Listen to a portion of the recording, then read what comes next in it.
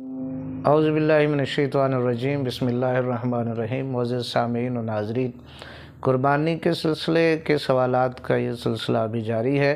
الحمدللہ آج کا جو سوال ہے کہ قربانی کی نماز کا وقت کون سا ہوتا ہے، کس وقت نماز ادا کرنا افضل ہے؟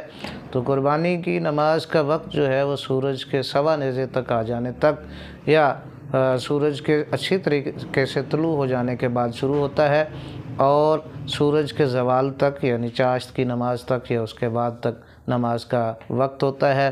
قربانی عید الاضحیٰ کی نماز جو ہے وہ دوپہر سے پہلے تک کا وقت اس کا ہوتا ہے، تو اس کو اس وقت تک ادا کیا جا سکتا ہے۔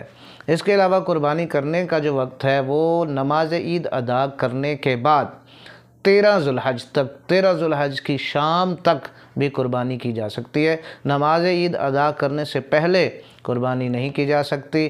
اگر کسی نے نماز عید ادا کرنے سے پہلے قربانی کا جانور ذبح کیا ہے تو اس کو دوبارہ قربانی کرنی چاہیے۔ نماز عید کے بعد ہی قربانی کرنے کا وقت شروع ہوتا ہے۔ دعا ہے اللہ رب العزت ہم سب کو قربانی کے تمام فرائض و حقوق ادا کرنے کی توفیق عطا فرمائے۔